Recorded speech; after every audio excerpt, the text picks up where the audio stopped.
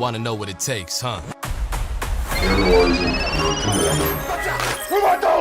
The commander is a dog-ass competitor. Dogs on 3, 1, 2, 3, dogs. Somebody who is willing to lay his body on the line for his brothers. It's going to go through us. Every time. It's on for the hood. Purdy is there. I'll take hard any day. A squad full of heavy hitters. Damn sure some heavy hitters now. That never shies away from adversity. From the first play. Set the tone from the first play. The DNA of a commander is constructed piece by piece through speed, power, and toughness. Somebody who is built for clutch moments. Someone that puts in the work behind closed doors and is willing to fight for old DC. Burgundy and gold is back out everywhere you look around DC. There are only a chosen few that have these traits.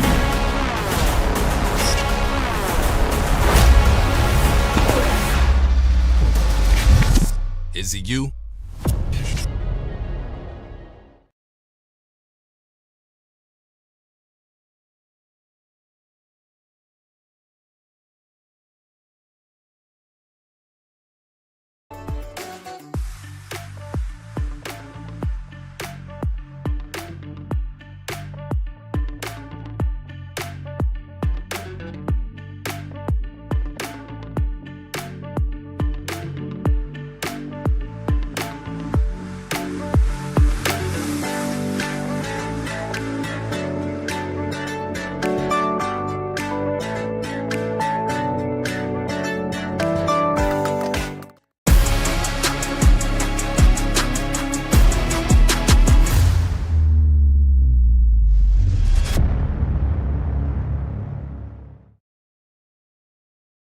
A+.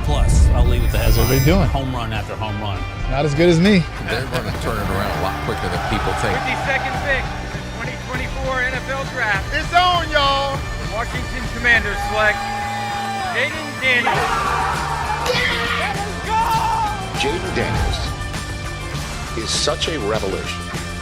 This guy is going to turn into one of those players that every quarterback is going to have nightmares this about. This guy may be the best football player, that pound for pound in the draft. Pick a badass right now. Brandon Coleman, tackle. Jordan McGee here checking in. Just know y'all getting a dog. I think it's a match made in heaven. Appreciate you. It really is. Javonte Jean Baptiste. Someone cooked here, and that was Adam Peters. Welcome into the Command Center Draft Night Special, presented by SeatGeek. The most disruptive idea in ticketing? A ticket that works. Expect the expected. SeatGeek. Commanders family, welcome into our pre-draft show. We're gonna be talking all around 2025 NFL draft. It was crazy to see Jaden Daniels being drafted because it's crazy to think, fellas, we're a year away from that and so much has changed in that year. Welcoming in Logan Paulson, the prospect professor, Mr. 8 to the 9, Santana Moss, and Super Bowl champion and future Hall of Famer, Brian Mitchell. I'm Brian Cooper Jr. here. You know what I'm saying? Now, fellas, man, we talk about last draft, and this is so different because I think we understand there's a consensus number one pick, but after that, it is completely up in the air, and I think that's what makes it so exciting, right, fellas? I think it's more intriguing because a lot of times you know where people are going. Kind of makes the early part of the draft a little bit too boring. Yes. Right now, after Cam Ward goes, then you don't know what's going to happen. All hell will break loose. Many people suspect it's going to be the young man from Colorado, but after that, you can see anybody coming. People may slip. People may come up. We'll see. That's why I say anything is possible because you rarely see a draft like we see in today where it's 2 or 3 guys where you say you know where they're going to go at. And the rest of the guys you don't know. So anything is possible, man. I'm looking forward to it.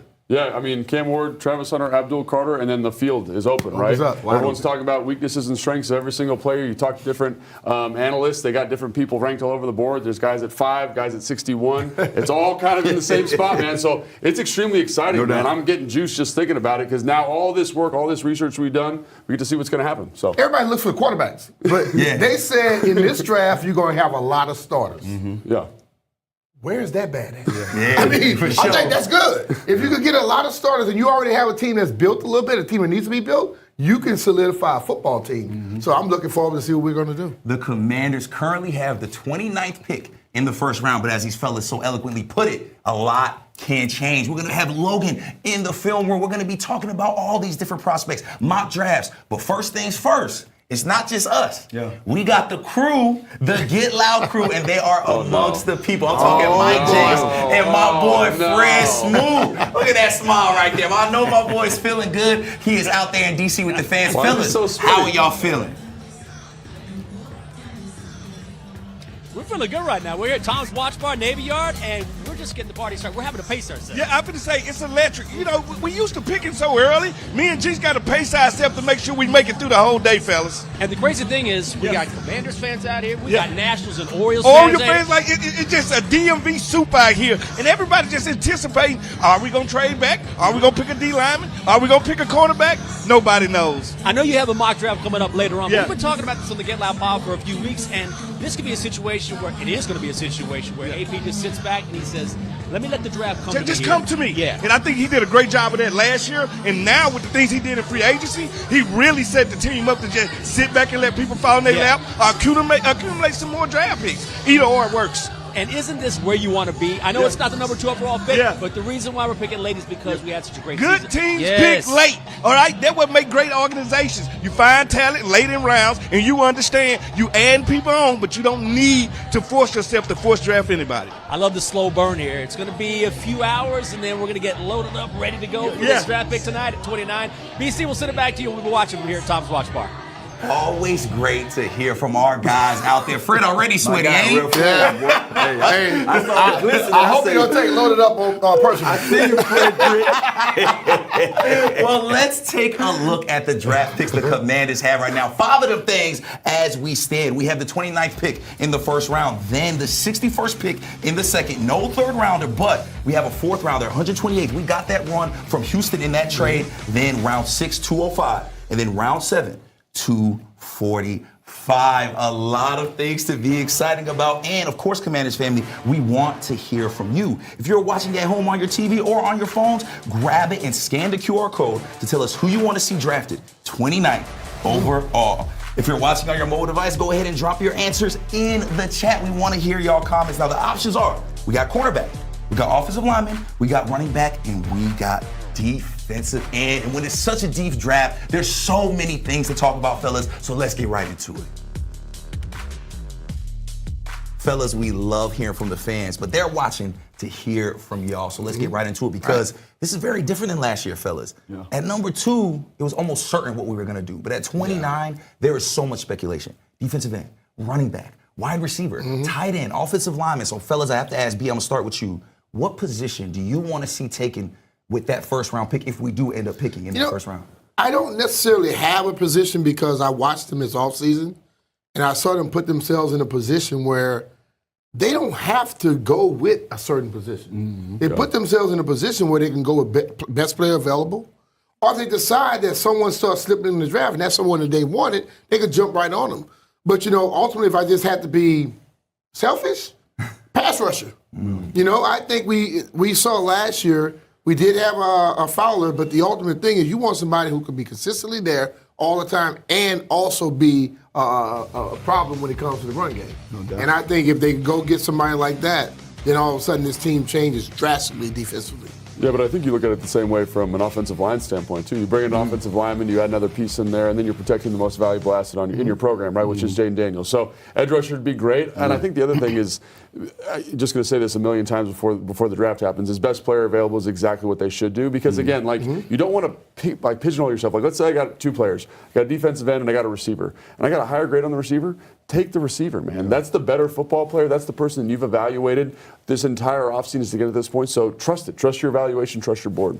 I just love the luxury that they have, just knowing that, you know, they did a lot of things in the offseason that got them at a spot where we don't have to reach. You know what I mean? I think for years after year after year, we've seen this team reach. We're trying to find that one guy that's going to stick, trying to look for that quarterback that's going to stick. And now you have a chance to say, hey, if I need that lineman that's one there, I get him. If I need that defensive edge rusher, there, cornerback, you name it. And if I don't need none of those guys, I get out of there and backpedal and go and grab something else. You know what I mean? Grab some more picks. But I just love the luxury that we're in right now. And I'm pretty sure those guys chopping at the bits because I think we have the best guys in the building that's going to be looking forward to opportunity come tonight. And this is a great position to be in because it's the perfect draft to be in this position because of all of that depth. And we talked about it a lot on Command Center, but for people just now tuning in because it's draft night, what positions do you feel, Tan, I'm going to start with you, have the most depth in this draft? So I think that has a lot to do with what we do with that first pick. There's a lot of key positions in this draft I think that's loaded, but I think the two that stand out to me is edge rusher and running back. You know, you can, I mean, like that's one of the things that Fred, I love listening to Fred and Logan, but one thing about Fred, he says things, he's going to appear every night because we're going to say something about him. He says things that you end up going home and it's just ringing in your ear, and he talked about the running backs because, you know, if you had to ask me that question, what I want and who I want, I'm going after my guy, Travion, you know, Henderson. I want him, but Fred like, Tanner, we got so many guys that you can wait. You don't have to reach, but I'm like, if that's the guy and we don't need nobody else, go grab him. But I think when you look at those two positions, edge rusher and running back is just loaded. I think they're loaded when it comes to opportunities of picking. You know, it don't have to be a necessary person. You can get 2 or 3 guys. You know, if the one guy that you want, that's not there. Yeah, absolutely. And I think it does inform kind of what they're going to do at 29. Because if, for example, you like Travion Henderson, like you don't need to go that direction because you can wait. Because there's guys like Basil Tootin, Brashard Smith later in the draft. There are difference-making running backs. Gordon from Oklahoma State, right? You can make those picks later. The other one I'd kind of point to is defensive tackle, right? So I know that's not necessarily a need for this team. But as you get down in the draft, man, you're picking in that, doing the mock draft, picking in the 5th round, that 128 pick, you're like, man, there's a bunch of really good defensive linemen here, defensive tackles specifically. So don't let that surprise you. Like, let the strengths of the draft inform your pick, and I think that's exactly what those 3 positions of strength will do. But I think when you look at the running back position, you have to look at what the Eagles did last year, getting in Saquon. And many people didn't want to pay a running back. They paid him, and then they came back and paid him again. And he was exceptional. If there's a guy that you think is more of a game breaker, and that guy falls to you, you have to be able to take him. I don't care what people think about, a running back is a lower value position, but you know what? If you got one that's special, he makes a world of difference. It's true, and the question is, are there multiple special running backs? You talk to some people, there's 2, right? There's Ashton Genty, there's Amari Hampton, right? And some people would put Travion Henderson in that group, so is that worth a value pick at 29? But then you go back to contract value, and I know that's kind of like analytics, football, nerd stuff going on here, but I look at it and I say to myself, like, the highest paid running back's making $15 million. Defensive ends, $35 million. Cornerbacks, $35 million, right? So you have a cost-controlled asset at a high-value position at 29. It might sway the pick, you know, even though the player is really worthy of that 29 spot. And Logan, I love this time of year because something that I think makes us the best broadcast crew is not only that we have Fred Smoot, the draft guru, but we have you, somebody that really Please don't say that too often. We've been saying it all offseason. I can't even. I hear Fred and I hear draft guru, but what I love is that the way that you evaluate these prospects, man, you've gotten to do it all offseason. It's been great. Can you give the people that haven't got to see that a little insight on what you're doing, what you're looking at this draft that helps you evaluate these prospects? Yeah, I mean, it's tough. It kind of is position dependent, right? So what you're trying to do is use tools that teams use. So like I got a big board. We're going to talk about that later on the show, but you really just go through and rank the players. I did 1 to 100. If you're a team, you're going 1 to 300, right? You got a lot of people that are ranked out there. You got undrafted free agents you're looking at, but it basically helps you organize. Then you place those same players into tiers. So I've got about 20 players that could go between 30 and 53. That means any one of those players could go at 30 and any one of them go at 53. And that's how I organize it in my brain. Kind of instead of saying, this is exactly the order, this is exactly the ranking, that's not how teams work, that's not how the draft works. So kind of giving them all ranges, that's how I operate. And again, it helps me kind of organize and kind of gather all this information and apply it to tonight. And again, what a better draft to do it with all these different prospects. And fellas, real quick, do you see us trading out of that first round or possibly even trading up? Do you see a trade at all in the Commanders' future tonight? I think it's a 50-50 chance that they will trade out or just go there. It's depending on what happens before them. If people start dropping that they have high on their board, they're going to be interested in taking a pick. If you see the guys that they wanted starts going away, then they get there and there's not people that they're interested in, move back. Why not? And if you say the same guy you get with the 17th, 18th pick is the same guy you get on the 70th pick, you can get anyone else. Well, I'm glad they have to brush their brains for that one. Anything is possible. I don't care what they do. As long as I know that in their hands, man, we all going to be good. So I don't really care what happens there because I know that we have the guys in the building that's going to pull the right strings. Yeah, I think ideally you want to trade back, but but like B-Mitch said, if it's the same from 5 to 60, who's going to trade up? Because every team knows that, right? So you might not have a dance partner. Ideally, you want to get more picks, but might have to stick and pick and hopefully get a good football player. And Phyllis, something that was really telling to me, I caught up with Adam Peters earlier this week, actually earlier today, and I asked him about this draft and where he was going to be at. And he said, with the work we did in free agency, we're ready to go play today. Yeah. So everything else is like what Tanner said, an extra luxury. And I think that is a beautiful position to be in, very different than we was out in Detroit. And speaking of Adam Peters, like I said, I got to catch up with him earlier today. Let's hear from our general manager. Big part of getting better is this draft. And a lot of people have looked at this draft and said it's deep. It's so many different position groups. And for one of the best prospect evaluators in the NFL, I'm going to call you that now, that has to excite you when you see all these different ways that this team get better, especially with all this depth. Do you get a little riled up for a draft like this where you're saying, wow, there's so many guys in so many different positions? Yeah, it's really cool. And one thing that our guys and myself and our whole staff really takes to heart is what DQ says is, all right, well, don't just try to find what that player can't do for us, but find what he can do for us. What is his superpower? And so, you have so many different players that do so many different things. So, you go down the list of a position.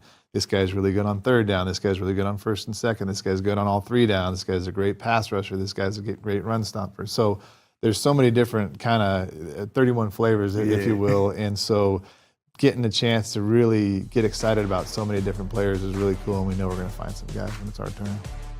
Shout out to our guy, Adam Peters. What a first draft he had, and now this second draft should be even more special. Now, in that first draft, AP bagged some day one starters through the first few rounds of the draft, and of course, franchise quarterback Jaden Daniels.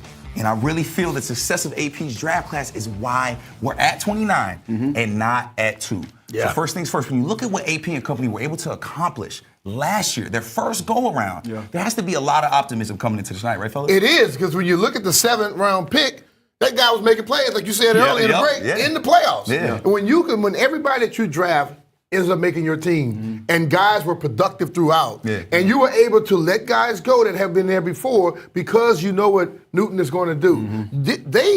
Everybody, Senate, you go to McCaffrey, all these guys play. We know what Jaden did, but the thing about when you go out there and you get those guys and they come in there instantly making plays, great job. You very rarely, you rarely see a staff go out there and pick guys and say, not only are we getting this guy because we feel like he's best for this team, but he's going to fit our culture. Yeah. And I think that's what they did last year. They showed us that they can go out there and intentionally go out there and pick up guys that's going to, fit what they're doing around here on the field and also off the field when it comes to the character. And Taylor, to your point, it's not just the character. They were game ready. We had multiple starters from this draft class. When you look at the guys like Johnny Newton, coming off the injury, but was able to really make an impact. You mentioned 7th-round pick, Stanley Jean-Baptiste. You mentioned these guys that were able to make an impact immediately. Why is it so important to be able to get so much value from your rookies? Well, the thing about it, when you got rookies, you get them at a cheaper price, okay? And you start seeing how good they were. Now you know that you have 4, 5, 6 years to go out there and get something done. The veteran players, normally you start thinking about they're going to cost a lot, and they may not be around very long. But I can tell you this, when they drafted Jaden, that's one thing. But Mike Sarenseal, I was on the road. We all on the road with these guys. I'm watching him in the lobbies of hotels, and veteran guys are going to him, getting advice. I talked with Chin. He was like, man, this guy sets up everything for the other players. This is a rookie.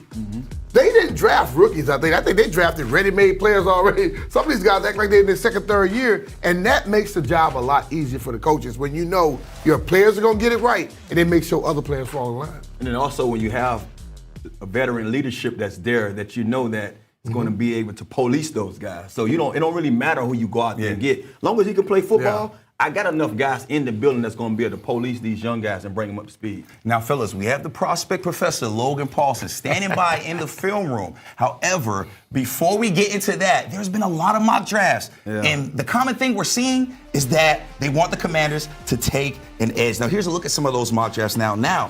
Donovan Izaraku, senior edge out of Boston College. He won the Ted Hendricks Award, guys, and he ranked second in the FBS with 16.5 sacks. Then we have James Pierce Jr., the edge out of Tennessee. two-time leader in tackles for losses and sacks for his team. He had a career-high 55 pressures last season. Then we have JT Tuimoloau, senior edge out of Ohio State. I feel like that name's going to be kicking my butt JTT. all night. I told you, JTT. Baby. I tried to do it right.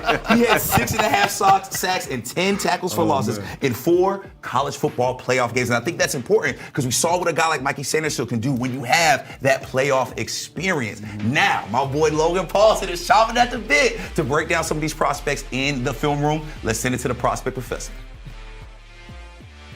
Thanks, Brian. All right, so a lot of people talk about big boards, right? Going 1 all the way down to 300, getting that thing locked in. I find it really helpful to kind of tier them out. So let's take a player position, for example. We got our defensive edges right here. And so basically what you look at when you're looking at this thing is we got tier 1, which is your blue chipper, your high level, your generational type talent, right?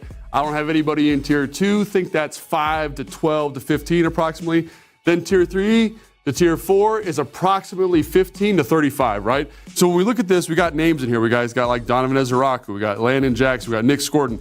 And so to me, these guys are approximately the same type of player. So when you're picking at 26, if one of these players falls to you and you're in the correct tier, tier 4, for example, right? I'm going to pick one of these players. So now, kind of having talked through some of that stuff, now let's get into who some of these players are. And let's start with my highest tiered player right now, or the highest one in the guys I just circled, and it's Donovan Ezeraku, number 6 for Boston College. And the reason he is my highest tiered player is because he brings the pass rush juice. And what I mean by that is he's got a number of ways to beat you. So if you look at this move here, right? First off, we're going to start with a ghost move. We're going to give the arm to the tackle. I'm going to dip and rip. The tackle's going to lean forward, and he's going to fall on his face, right? That's one move. That's high level. Think like that's your Von Miller type stuff there, right? We're working the edge. We're going to mess with the tackle, dip around the edge, and get a sack on the quarterback. And there's nothing more valuable, in my opinion, from a defensive lineman than your ability to rush the passer. And Donovan Ezeraku, second in the FBS last year with sacks, really special football player. It's because of this. We got one move here, right? Great job. Finish to the quarterback. Had a lot of forced fumbles there as well. So then next move, right? It's the same type of thing. We're rushing from the right side or here, the offensive right. He's over here. And watch his ability here to say, hey, we're going to do a little cross chop, right? I'm going to jab at the tackle, work my arm across, pull my hands through, and get to the quarterback, right? So if the tackle doesn't buy the ghost, I've got another one. He's also got a 6 spin move. So the diversity of his pass rush moves, his ability to set stuff up in game, incredibly high level. And I think about him as an addition here for the Washington Commanders, finishing to the football, using that length, 34-inch arms to get stuff done. I say, man, that's a difference-making player. Now, let's move on to Landon Jackson. Now, he's a little bit different body type. Donovan Ezeraku's smaller. He's 6'2", 245 pounds. Landon Jackson's 6'6", like 275. Big old hoss. And you see him here right now. He's playing inside the tackle. All Donovan Ezeraku snaps are out here on the perimeter, rushing the passer. Landon Jackson's got a guy he can line up in multiple spots. He can line up here, he can line up here, and he can line up on the opposite 3 technique and make plays for you. But watch his strength, watch his length. This is something that, again, Donovan Ezeraku wouldn't be able to do. I'm going to lock this offensive lineman out, get to good extension here, right? And then I'm going to defeat this block by throwing him by and making a tackle on the running back. The physicality, the effort is on display every time you watch 40 play for Arkansas. Man, he does such a great job of that. But the other thing I love about him is he has a special athletic profile, right? 40-inch vertical, over 10-foot broad jump, sub 4.7 40-yard dash. So this big frame that can move around. He's here on the bottom. That's Landon Jackson. That's Will Campbell right there, a guy that probably will go top 10 pick in terms of what he's doing. And the thing that I love about this is watch his ability to get vertical off the edge here, get vertical, work the perimeter, and get a sack, right? This is not necessarily his forte, but he does a really, really nice job of this. So great job by him in terms of making this play here. And think about the physicality, the size, just the brutality that he plays with that he'd be able to bring here to the Washington Commanders. That gets me super excited. Now, let's get to a guy who's kind of a mix of both in Nick Scordon from Texas A&M, right? He's kind of the other guy. Everyone talks about Shamar Stewart. Nick Scordon, again, a guy that is big. He's like 265 pounds. He's 6'4", plays with tremendous power, but he's got some juice. Watch that little stutter step, set up the tackle here, and then we're going to work to finish. Look at the effort. I've got my man's foot right here, and I'm pulling, I'm scraping, I'm clawing. The finish, to me, this feels like a Commanders type of play. When I see this type of effort, I see a guy who's hungry to get sacks, hungry to get production. and is a physical football player, and that's shown right here. This is a physical play by the tight end. We're coming across. We're going to block. I'm going to try and block this defensive end out of his gap. He does a great job here. Watch, head down, shoulder down, puts that tight end in the dirt, and I'm gonna claw, fight, scratch, get over top of this thing, and get in on the ball carrier. And so that's when I see these guys, the Donovan Ezerakus, the Landon Jacksons, the Nick Scortons, they're guys that have the commander's tag for me because of the effort and the physicality and the mindset that they play with. So Donovan Ezeraku, great pass rusher. Landon Jackson, big physical guy off the edge. Nick Scorton, kind of a combination of the three. But the great thing about this draft class is there are a lot of edges in the first round that would be there for Washington at 29. These are just an example of 3 of them, and I can't wait to see who Washington ends up picking. Shout out to the prospect professor, Logan Paulson. But you know, when Logan gets too much shine, he got his own segment. Fred Smoot gets a little jealous because he feels he is the true draft guru. And our draft guru, Fred Smoot, has us taking James Pierce Jr., the edge out of Tennessee. I think he heard me say that the other day. First round. He mentioned Fred's known to steal a take or two. I said that to him on my show the other day, man. Pierce Jr. ran a 4.4 at the combine, so he's not only big, but he's athletic. Let's send it down to Fred and James so he can explain why he wants to go Pierce Jr. with that 29th pick. Well, first of all, thank you, BC. And by the way, Logan is dressed like an insurance man. I'm ready for him to approve a loan. That's what I'm talking about. And yes, when you talk about James Pierce Jr., because everybody says they got to take an edge, Well, it's different type edges in here. And the thing I like about James Pierce Jr., he's longer than you think, he's faster than you think, and I think he just teetering the ceiling on what he can actually do in this league. So if it was myself, I would go him. But as a rookie, as another guy that everybody very high on. Of course, he's the captain of the team at Boston College. But he's also very good against the run. He's stout and he has a compact body frame, so people like to lean towards him. Any ends you like, any rushes you like? I mean, the one thing I will say about Pierce Jr. is he's so long and lean, but he's fast too, and that's why he goes up the boards after the combine, because he can really he's got a nice bull rush, but he can speed around you too. Yeah. And I think them bring up JT from Ohio State. I think he's the most versatile out of all the ends, and he can actually play zone if you ask him to. He's a guy that can get in between the gaps. He can play the run also. And if you want to talk cornerbacks, my specialty, I got a couple of these guys that I really, really love. Siobhan Rivell, that's my man crush right now. You've been talking about him for a few weeks now. I think Rivell can get me back to the top prominence since everybody getting on me about Manuel Forbes. When I see Rivell, I see a faster Richard Sherman. Okay. And I'm just telling you, of course he had injuries last year, but if you put his tape on, he jumps off the tape. I think you lean towards Harrison. I like Maxwell Harrison. Yeah. He's a smaller guy. He'll take some risks. Yeah. And he's not necessarily great in run coverage, but I really like Janae Barron out of Texas. I know I'm biased, but he's so physical. I was about to say, did that have anything to do with your Texas bias, man? Look at the tape, though. He is a football player. So I want to ask you, when you look at the tape, when you study film, what are you looking for when we're talking about Smootalytics? Yes. Well, when I do Smootalytics, the one thing that's different about me and Logan is I'm one of those people, I'm about the eye test. I think me and B. Mitch like that. Show me a guy go play football. Yeah. Show me a guy that go put up stats. I do all the numbers chasing. I do all the number crunching after that. But I want to see a guy that's passionate about the game. I want to see a guy that actually wants to be a part of the time. Like Mike Tomlin say, I want volunteers. Right. I want people that want to be where their feet are. And when you look at these guys that we drafted last year, they are the type of guys where their feet are, they are. So edge is a need, corner is a need. What is another need you would say? Well, a lot of people want to say running back. Yeah. Trayvon Henderson, the guy from Virginia. Johnson from Iowa. It's a lot of guys. When it comes to the running backs in this draft, it's like walking into a candy store. What flavor do you like? What do you want? You want big and bulky? You want small, fast? You want pass catchers? Whatever you want, this draft has. It's going to be a great night tonight. We're at Tom's Watch Bar in Navy Yard. We're just getting going, man, because after this game lets out, we're going to have a party. I'm sweating like a horse. It's hot in here. It is. Logan, I'm going to purchase a house from you after the show. We'll send it back to BC. Guys, man, good to see y'all out there. Fred's so there. It looks like it's 110 degrees, but Jakes ain't a part of it. Like, Jakes looks calm, cool, and collected. Fred is sweaty, as he always is. Good to see the guys out there, and good to see them amongst the fans, because we're all gearing up for that first round. But remember, there's still time to get down to that draft party with Fred and Jakes, and there's also time to vote. Let's see what position groups you guys have been voting on as you guys watch the show. Let's see these results right now. Defensive end is in the lead. We don't have that graphic, my bad. But defensive end is in the league, fellas. I think we kind of all see that, right? That defensive end is something that people are really hoping for. Honestly, for a couple years now, they've been waiting for that itch to be scratched.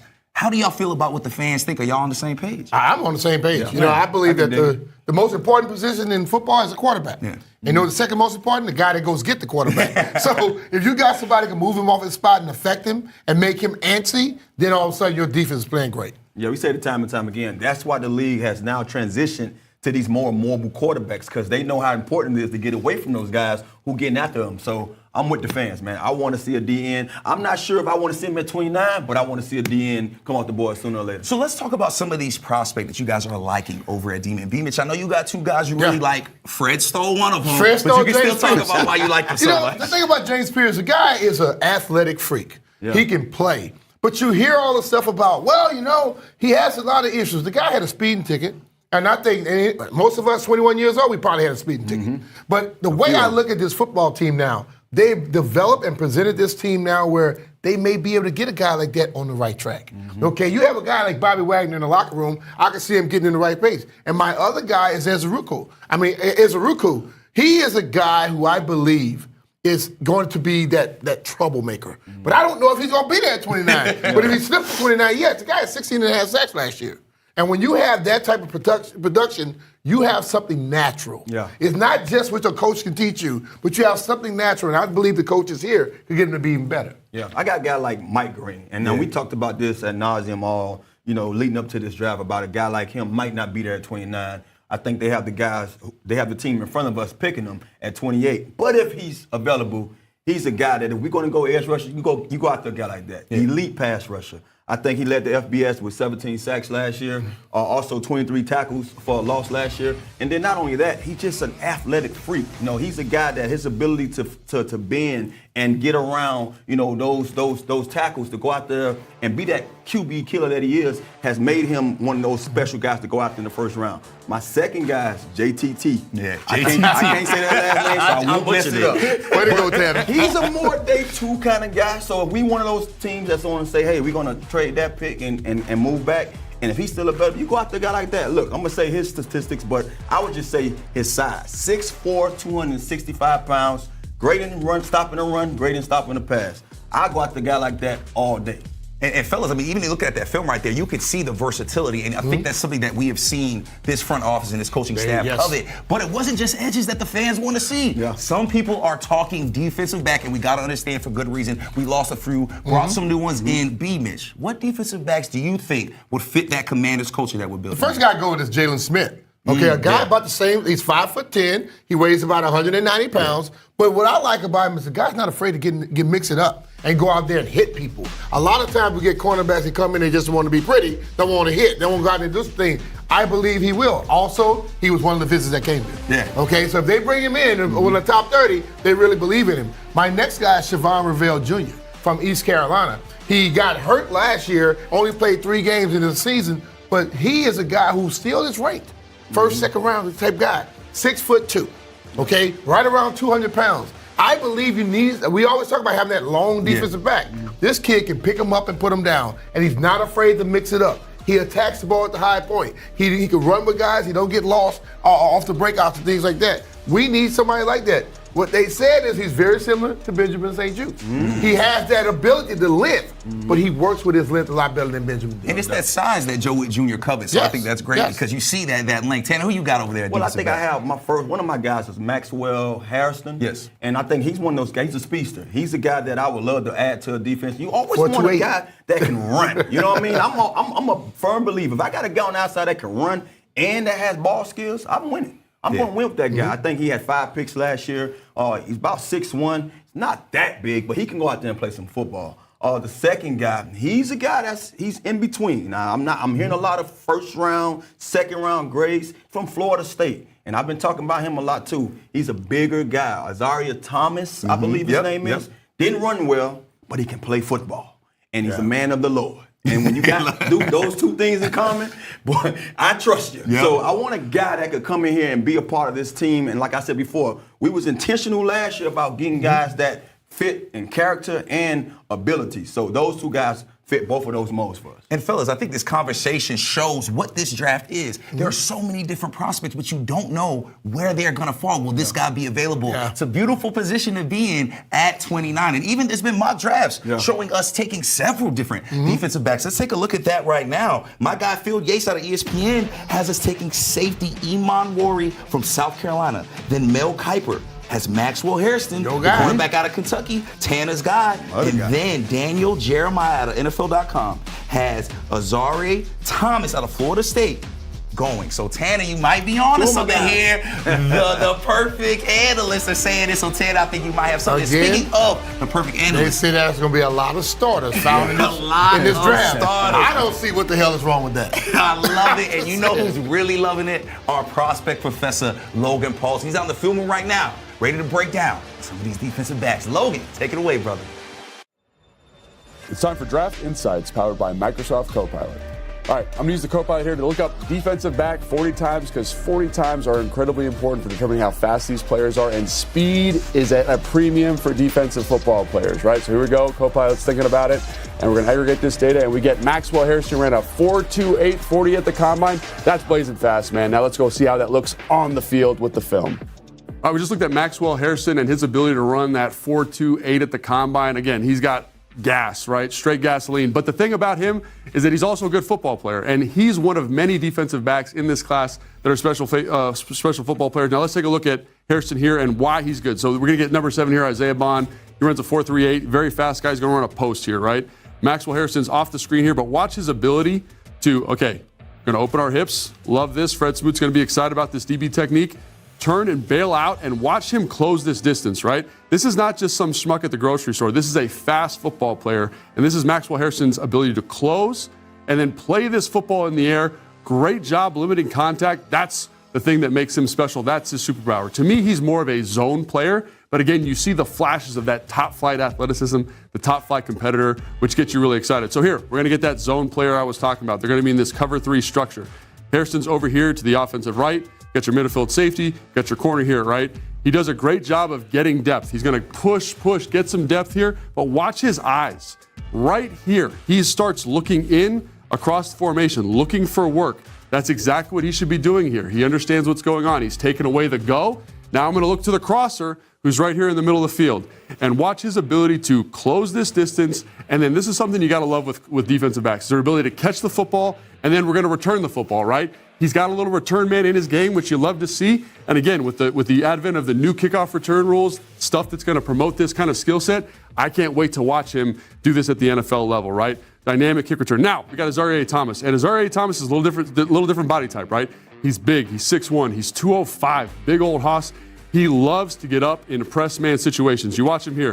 We're going to stay nice and square, right? And then I'm going to use my strength to get hands on the receiver. I'm going to push him wide.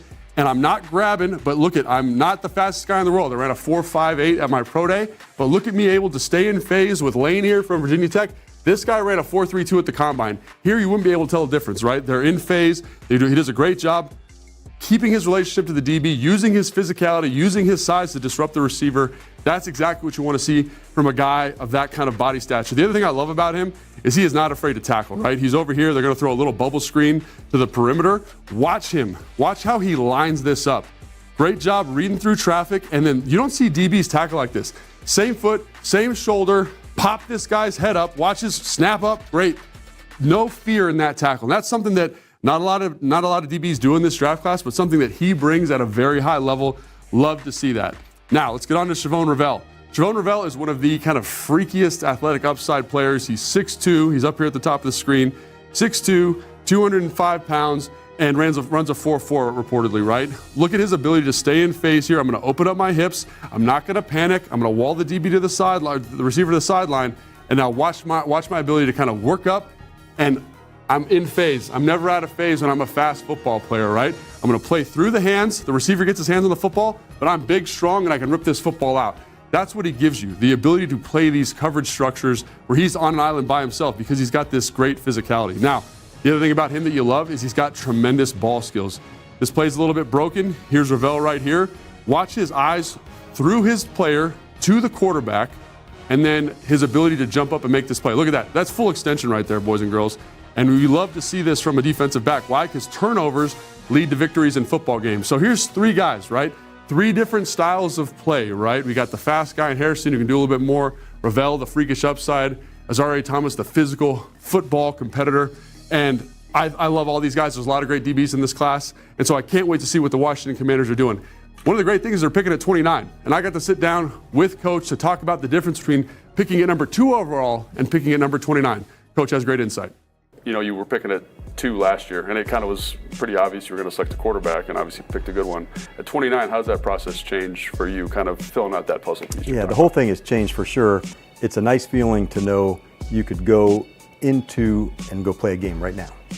Yeah, it's got to feel great, right? Yes, and that's the goal of every team. So then you can supplement and keep adding to the team with your draft. But if you can go play a game, like we could go get down right now today. Yeah. You know, at the end of March, we've got a good roster, and then you add to that, then you really are hitting it. And so for us, musts, you know, what we need, what we want, how do we fill that in? There's free agents, you know, from an undrafted standpoint as well. So it's an awesome time, man, to be going through these meetings and getting ourselves prepared for the draft. So how are you looking? I mean, because the roster is set. I mean, you could go into a game right now. You got some really good football players in free agency. So are we just looking for kind of specific things, or is it more general? We want good football players. I know you always want good football players. Yes, you do, but it is specific to say as you're going through.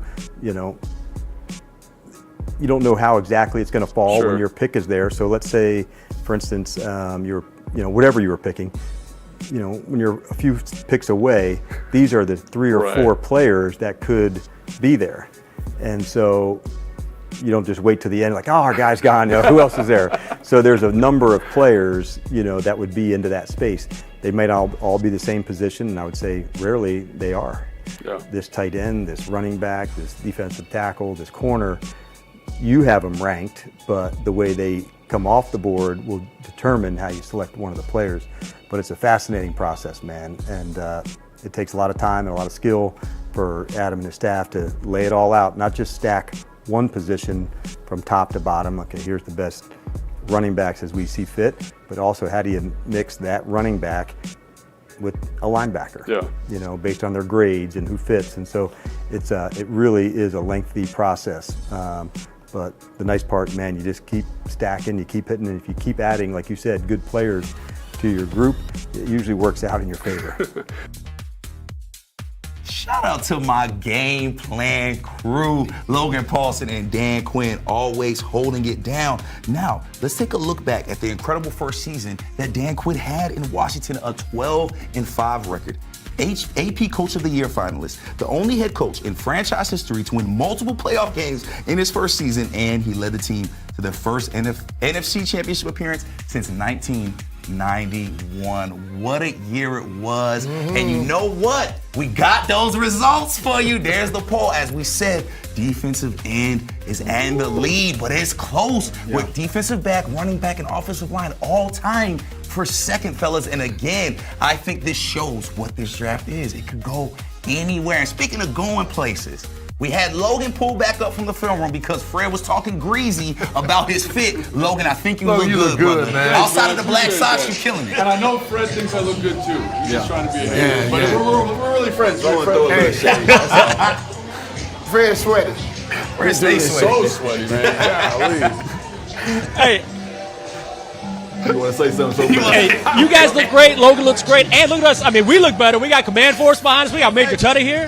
You know, like the great artist Kendrick Lamar said, they not like us. I couldn't put on that suit and wear it like Logan wearing that suit. But, you know, to be honest, man, it's crunk out here. And then what I tell people, at the end of the day, it's going to be a lot of fans here. Not only National fans, not only Orioles fans, but Commanders fans, and we're going to have some fun. I mean, you can start to feel the energy now. Let me ask you, what do you feel? I mean, it's going to get real for these draft picks real soon. Yeah. Man, you know what? It's one of those days where you're anxious, and I'm anxious to see who we're going to get, who's going to be a part of this squad, who's going to help us win and take it to the next level. So it's one of those things. I'm just going to sit back, and I'm going to wait. Do we trade out? Do we play somebody? Do we go rush in? Do we go cornerback? I don't know. Do you think we're going to see any trades, any excitement? Because right now, everything's just kind of playing steady. Well, I think the fan base, we used to drafting so early. Yeah. That I think they're pacing themselves right now. They're pacing themselves for the long haul. We have to pace ourselves. I just got you a drink. I got me a drink. Let's get it started, Jinx. We're going to get it started. Navy, you're our Tom's Watch Bar. We'll send it back to you guys.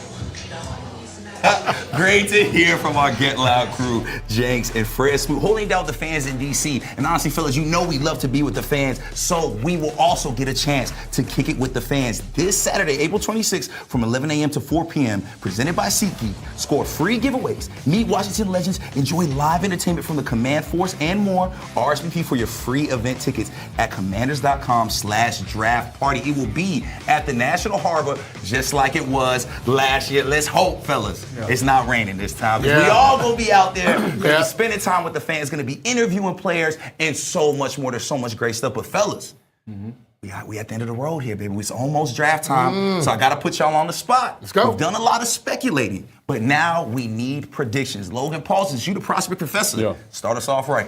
Yeah, man, obviously I'd love a guy like Donovan Izaraku to be there, but I do think because of his pass rush upside, he's probably not going to be available. So I think you're looking at a different kind of tier of guys. You're looking at Nick Scored, Landon Jackson, maybe Femi Oladejo from UCLA. I know that's, excuse me, probably a little bit of a reach, but that would be an exciting edge player, right? Get Tyler Booker, Grays Abel, those offensive guards, if one of them were to slide, I think that's a spot. And we've been talking about the whole time.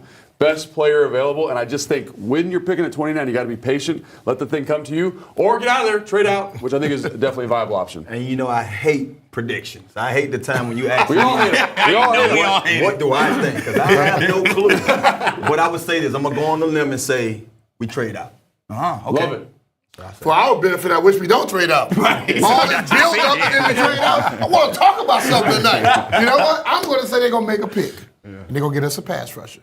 And we're going to be all excited. There we go. I love it, Tanner, man. I liked your Henderson little guess too, bro. I'm feeling it, Ryan. Get some more Buckeyes in the building because we have a lot of them. Now, don't worry. We are not going anywhere. We're going to kick it right here like B-Mitch said. We are going to go live as soon as the Commanders are on the clock to give you instant reactions and analysis to the 29th pick if we do stay there. I promise you won't want to miss what our crew has to say. And then tomorrow night, we'll be back for pre-draft coverage of round 2, just like we did tonight. Join us at 6 p.m. for exclusive interviews, film room sessions with the prospect professor, and all things Commanders draft coverage related. We'll be live on the Commanders Facebook, YouTube, and X. So make sure you join us. And of course, stay tapped into all of our socials, including the Commanders, because you never know when we'll have breaking news for you, because a lot of things, as we talked about, fellas, can change, man. Man, it felt good being back with the game crew. I cannot wait to see what the Commanders do tonight. We know you're excited as well. Thank y'all for kicking with us. Thank y'all for staying in. Hit us up, too. Let us know what y'all want to talk about during that live show. And until we on the clock, we out this day, baby. Shout out to Fred and Jenks out there in D.C. too, baby. Fred, see if they got a shower in there, bro. I know he's staying.